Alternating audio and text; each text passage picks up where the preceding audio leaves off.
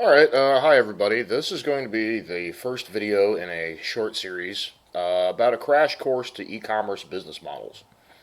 And basically what we're doing here is we're going to cover just the very high level of how different types of goods are sold online and kind of what the flow and process of that is. So the first one we're going to talk about is drop shipping. And drop shipping could sort of be defined as where the person selling the item doesn't actually own it, and they don't buy it until someone else has agreed to purchase it. So, in a rough sense, that would be like, let's say that I know I can buy something at Walmart for $10, and then I hear my neighbor talking about, maybe let's just say it's a table lamp. I can buy a table lamp at Walmart for $10, and I hear my neighbor talking about how much they need a table lamp, and I tell them I'll sell them one for $15. I show them a picture of the lamp from Walmart.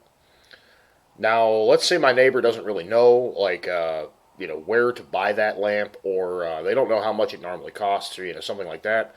So they go ahead and they say, hey, yeah, I want to buy your table lamp. Here's $15. So then I go to Walmart and I spend $10 on the item. So I'm pocketing $5, and I come back and I give them the lamp. That's a really, really rough example of what drop shipping is. So let's kind of walk through how this works. On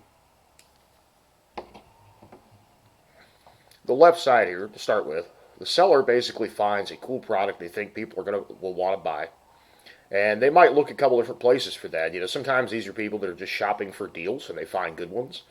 This could also, in a lot of cases, be they find something like on, say, AliExpress or Alibaba or maybe even Etsy, something like that, where they find a product that maybe the person who's trying to sell online is not doing a very good job.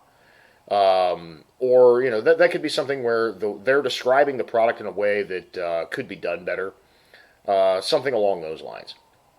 So what the seller's going to do is they're going to list it for sale.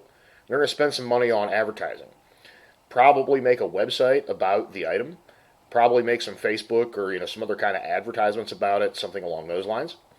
And a lot of time, like an example of where you would see this is like, let's say there's a company that makes really high quality knives, and they don't really care like who's buying the knife. Like you could use it for a million different reasons or different purposes, but maybe the seller says, hey, this is an amazing chef's knife. So they make a website portraying this item as a chef knife. That's all it talks about. And then they run an advertising campaign. So customers interested in buying a chef's knife are going to see this and they're going to buy it from the seller here. So at this point, the seller doesn't actually own the knife. So what they do is they go and they buy it from the supplier and they have the knife shipped to the customers. Now this can go really two directions. One really common way to do this is the supplier, the company that actually makes the knife, just ships it directly to the people who bought it. But, they don't actually know each other. The seller is just the middleman here. In some other cases, the seller will actually have the knife shipped to their own house or maybe to like a warehouse or something like that. And what they're maybe doing here is they're going to remove any evidence of who actually made the knife. And we'll get to why they would do that later. But other times, what they might be doing is a bulk forward shipment or something like that to save on shipping costs. We'll dive into what exactly could be going on here a little bit later. But anyway, the customer eventually gets the item, and sometimes they're going to want to return it, and there's a lot of problems and challenges with that. And some of those we'll just kind of briefly cover. A lot of times, the supplier won't accept a return from the consumer because that's not who their customer is. That's just like with the lamp example.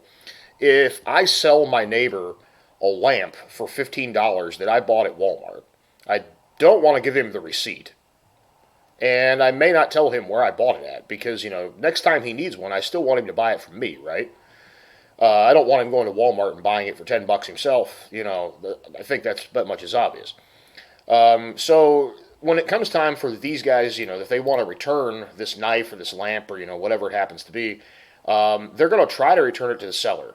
They're not going to be able to take it to the supplier. They can't take it back to Walmart. So they don't know who the supplier is.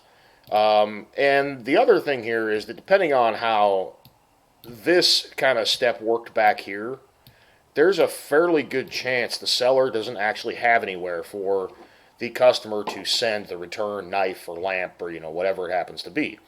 Because the whole point of this business model, what they're trying to do here is there's less startup cost because this guy's not buying any inventory. I haven't bought the lamp from Walmart. I've just told a lot of people I have lamps for sale. That type of deal. So I probably don't have a warehouse if I'm the seller. I probably don't have a warehouse to put all these returned lamps. So a lot of times you'll see products like this, when people are selling them online, they'll say, oh, hey, there's no returns or no refunds. And a lot of times the items are fairly cheap. And that's why, because they want the consumer to not be as angry about no refunds. So if it's, a $10 watch or something like that, it's just, it's not as big of a deal as it would be if the item were like $300 and they can't return it. And then on the seller's side, it's also not as big of a deal if somebody wants to return it and you say, hey, actually just keep the item, and they go ahead and give them a refund. So they don't lose as much. And then the other thing that may happen here, and you'll see this is more of the more expensive items. Like I know somebody who does drop shipping with like lawn furniture. And sometimes what they might do is the seller might actually go back and talk to the supplier and say, hey, the lawn furniture I bought is defective. Can you send me a replacement or give me a refund? And that works with middling success. It just depends on how it's handled. I know some people it works very well for. But in a nutshell, that's drop shipping. I hope you learned something.